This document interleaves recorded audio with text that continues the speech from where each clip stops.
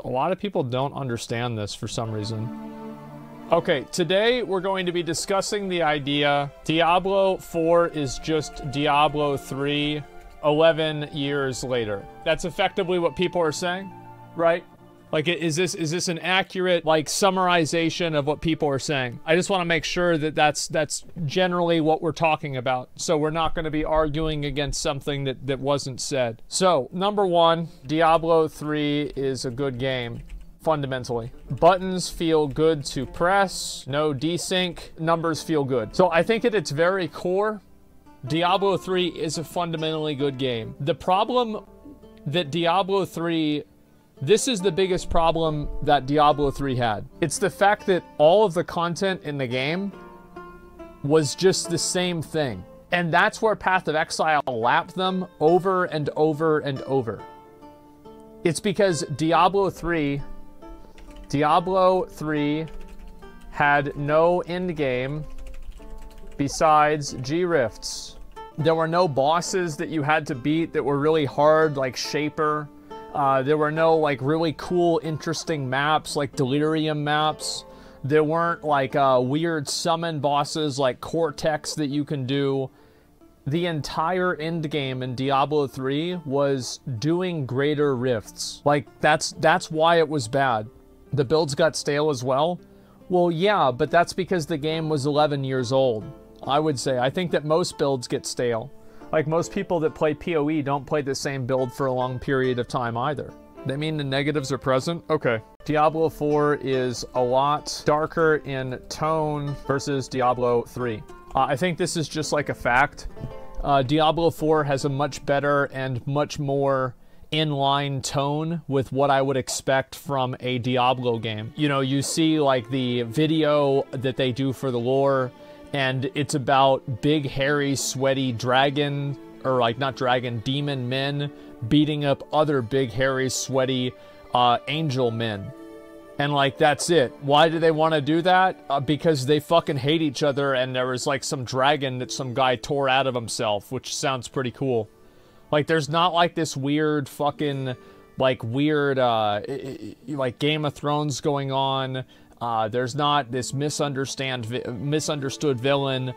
Diablo is a bad guy. Mephisto is a bad guy. Baal is a bad guy. Lilith is, you know, it's to be determined, right? But for the most part, there's a very clear divide between good and evil, and I think that's good in the game. Diablo 3 felt like a happy place to Diablo 4. I think that Diablo 3 had much more of a high fantasy like vibe to it. Diablo 3 was like, Diablo 2 was like Conan the Barbarian. And Diablo 3 was like the new D&D movie. So, like, the new D&D movie, like, it's flashy, there's spells everywhere, there's, like, one-liners, there's funny stuff, and people really like the new D&D movie. It's not that it's a bad movie. I'm just saying, like, the tone is totally different. But Diablo 2 was dark, slow, brutal, and deliberate. And I think that Diablo 4 is not as brutal and slow as Diablo 2, which I think is kind of okay, but it's much less, you know, high fantasy, crazy shit going on like Diablo 3. It felt cartoonish. Yeah, exactly. Diablo 3 is Marvel, Diablo 2 is The Dark Knight. I like that. I think that's very accurate. Yeah, that sounds good. Yeah, Diablo 2 is The Dark Knight, Diablo 3 is Batman versus Superman.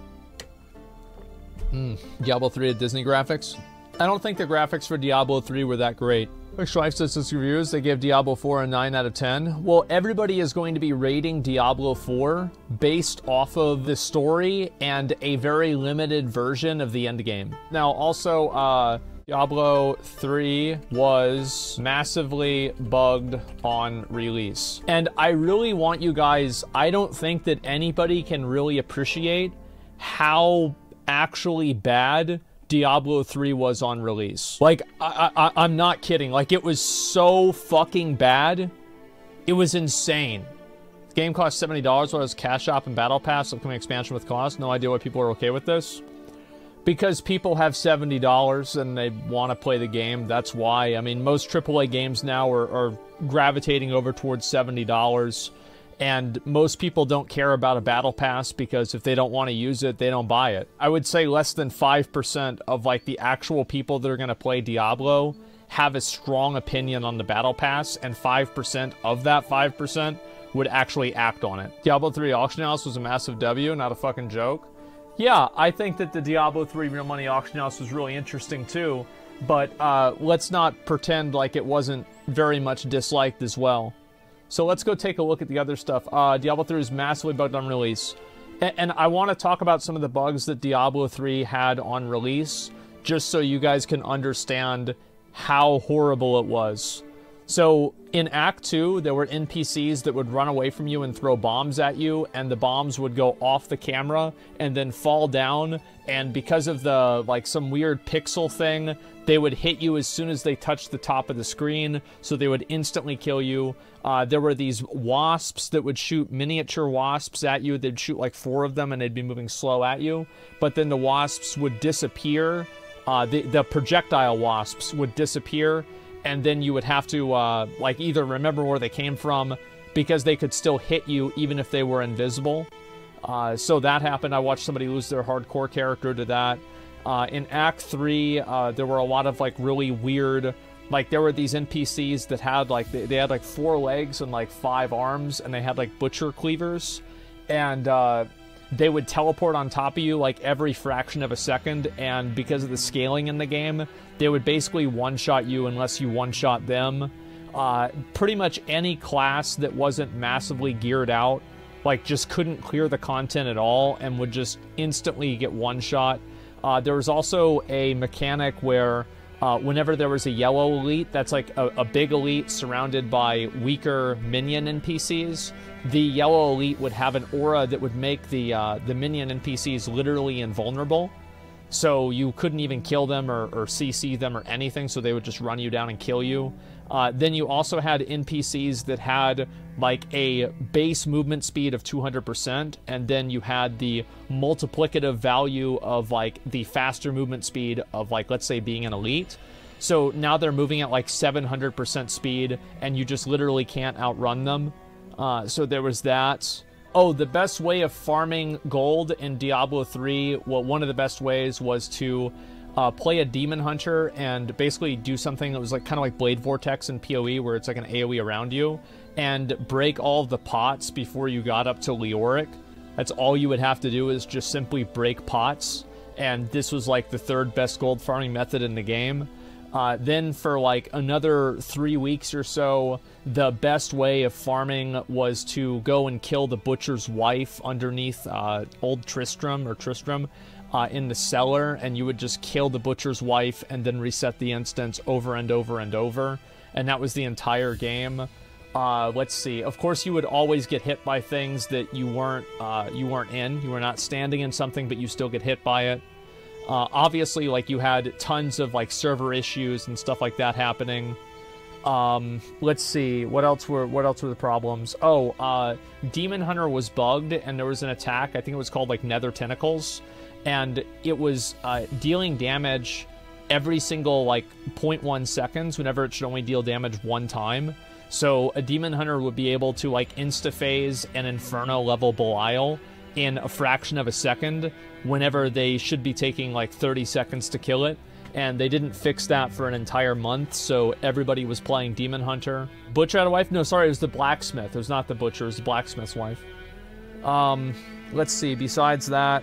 Oh, so the item level system in the game, gear was like 61, 62, and 63, and you would have to farm Act 3 in order to get the highest percentage chance to get item level 63 gear, which could have the highest potential, like, ceiling of baseline rolls.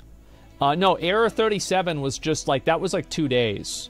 Like, I'm talking about things that were negative for the game for literally months.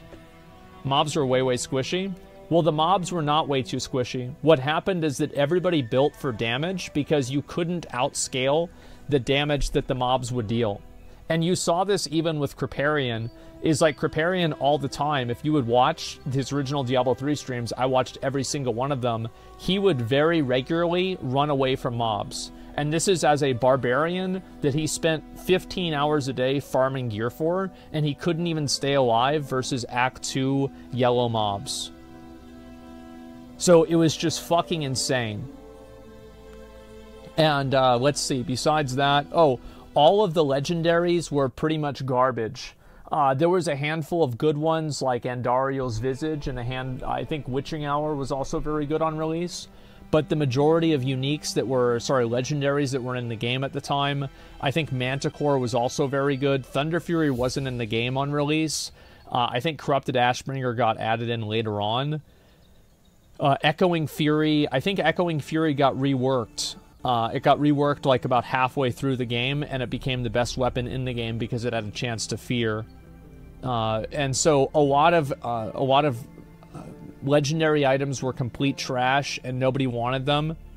Was it Calamity? Was it Manticore or Calamity? I don't remember which one. It was something like that. Scorn was dope. Well, Scorn, I don't think Scorn was very good at all because nobody really used it. Like, nobody had the gear at the beginning to play Barbarian in any capacity. Because it was just like, the game was just so hard, it just did too much damage to play a DPS Barbarian. So it took it took months for people to be able to do that. I used it on Bear's Witch Doctor. Well, yeah, you would do like the bat, the bat blender thing. Like, I did the same thing with the Scorn, but that wasn't until like the end of the game. Also, Bleed Barbarian.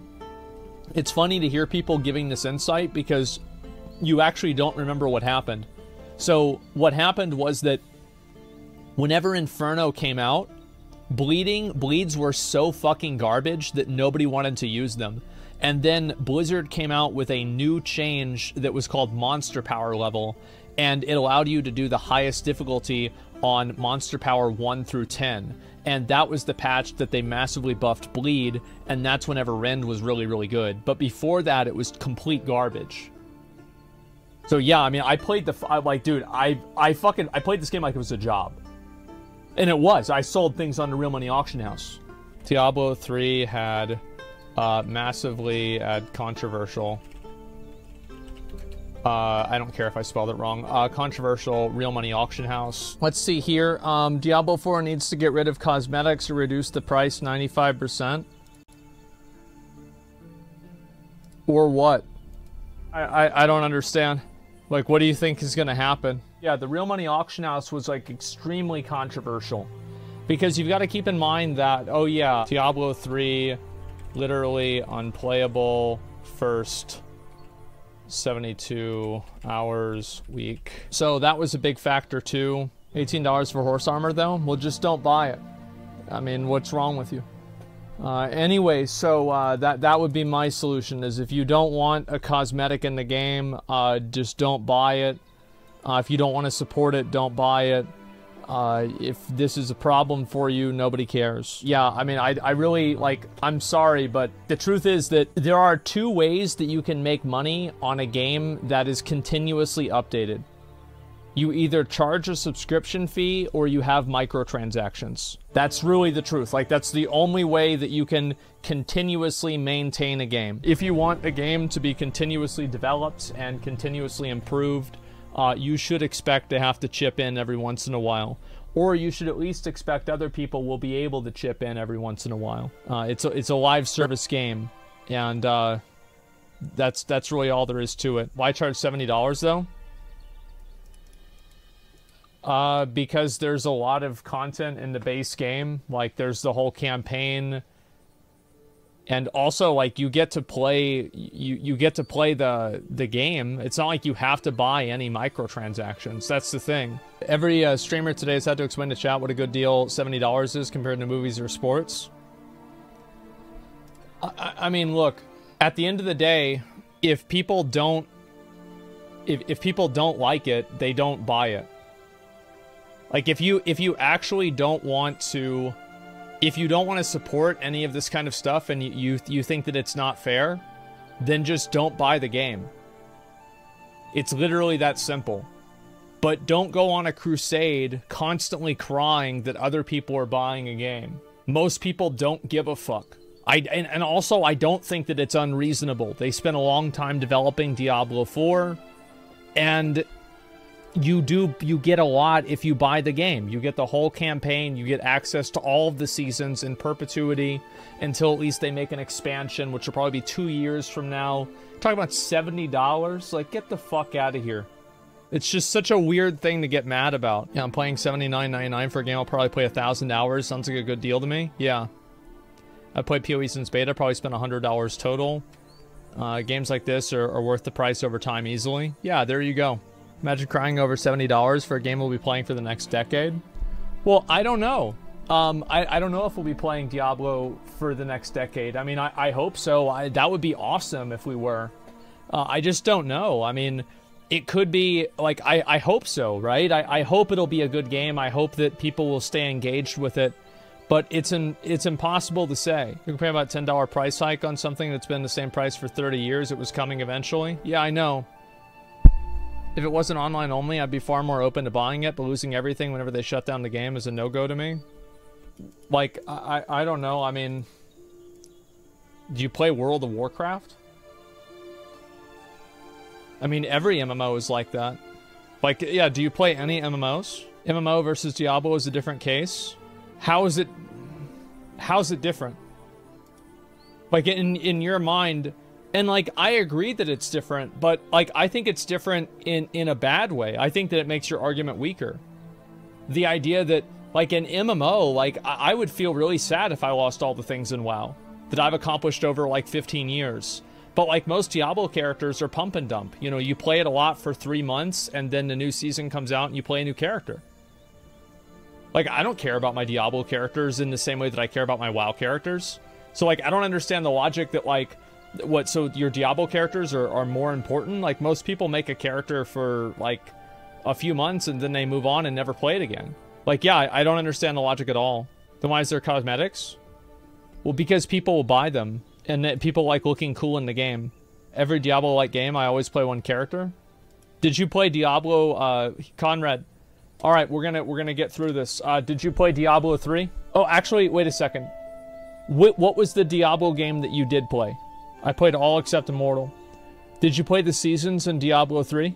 No, I don't do ladders except PoE like 4 times. So you don't play on.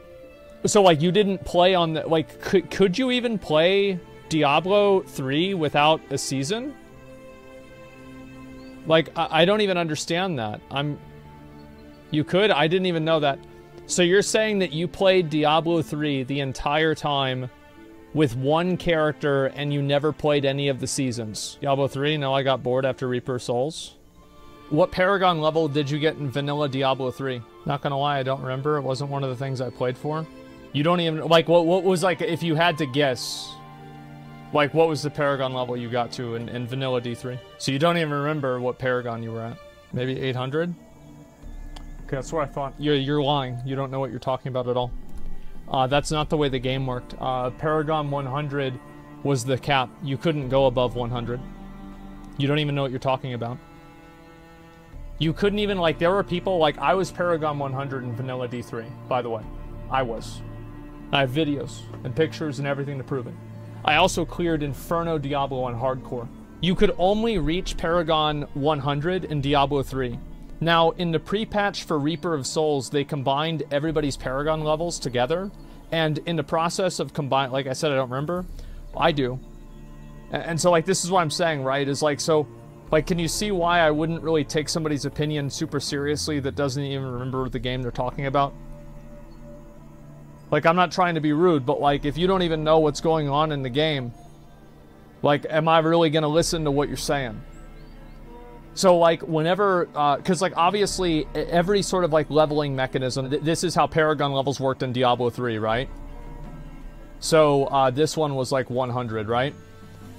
So, like, eventually, this difference, probably people got up to, like, right here. The highest that people got to was, like, I would say, like, 250 to 300 whenever the patch came out for Reaper of Souls that combined everybody's Paragon levels across all of their characters. And also, if you said 300, that would mean that you didn't play one character, which is what you had originally said. So if you say that you only played one character, and it was anything above 100, that means that you didn't play one character, because the only way to go above that, even after the patch, would be to play multiple characters and have the experience combined whenever the game actually went into Reaper of Souls. So I remember this. I remember everything. I was there. You're not gonna finesse me, man. Those are the types of people with the strongest opinions too? Yep, that's right. Why am I making such a fuss? Because I'm getting, it's annoying to me to have people that always want to speak out about things who don't have even the beginning, like the foundation of their understanding is completely wrong. They don't even know what they're talking about. I'll probably have to repeat this many times. If you don't like the way that Diablo 4 is monetized, then don't buy the game. But don't go around and cry and complain to everybody else that they're paying for the game and buying the game. Because I think that if you look at it objectively, Diablo 4 is a good deal for your money. Like, I would say that you can value your time at $1 or $2 an hour. And I think that if you apply this logic to any other form of entertainment, video games beat it out by a massive margin. Whether it's going to a club, going to a concert, paying for cover at a bar, you know, going to, let me think, like what else? Going to a movie, anything like that. Like every single thing video game beats it out. Video games beat it out by a massive degree. That's why kids play video games. It's because they can afford them. They're the most affordable leisure activity there is, really. You don't know yet? I think I do. I would assume that Diablo 4, anybody who is a fan of ARPGs will probably get at least 100 hours of gameplay out of the game. And I would argue if you even get 50 hours of gameplay out of the game, you will I think you're getting your money's worth. That is the value proposition for a lot of people. And nobody is going into the no one's going into Diablo 4 not knowing what they're buying. Right? I mean, like, you have people that have played effectively the end game version of the game. They've played through all of that. I don't know. People still invest in a franchise, can't tell them not to buy it if they don't like it. They have a right to complain. Well, somebody has a right to complain, but they don't have a right to their own reality. So, like, I have no problem if somebody wants to complain and get mad about it. I think that's totally fine. Everybody has a right to an opinion, and they can say whatever they think is, like, true, or what they think is like, you know, fair or anything like that. They have a right to their opinion, same as I do. But the difference is that people don't have a right to just say something that's functionally, like, not functionally, like factually untrue, and then, like, expect to not get any pushback on it. Now, I'm not saying they're not allowed to have that opinion. I'm just saying that opinion is wrong, which I think is pretty fair. So, like, and it's, again, like, they can have that opinion, but, like, I don't like the idea that somebody should be entitled to be able to have any opinion they want, even if it's just, like, factually untrue, and nobody is able to question it or say anything against it. Am I playing hardcore? No, of course not. How much money did you get for whitewashing general opinions about Diablo 4? Can you tell us, bro? Not enough. I mean, if I was getting paid for it, I would have probably gotten the money taken away whenever I shit on them so hard during the server slam. Maybe if you do the same thing, they'll give you money too, and you can afford the game, so you don't have to cry about it in my chat. So yeah, anyway, the point is that this is generally the perspective that I have with the game, is that I think that you're going to get your money's worth. Also, you know, a pretty good amount of the game has been revealed already, so a person can make an informed decision. And you can always do what other people do, which is you just wait until the game actually comes out, and you wait for reviews, and you can buy the game whenever Season 1 or Season 2 comes out. Because, yeah, let's say maybe it is bad. And okay, well, yeah, watch streams and then see what it's like. What are you going to play on launch? I made a video about it, actually. It's going to get uploaded probably, like, tonight or tomorrow.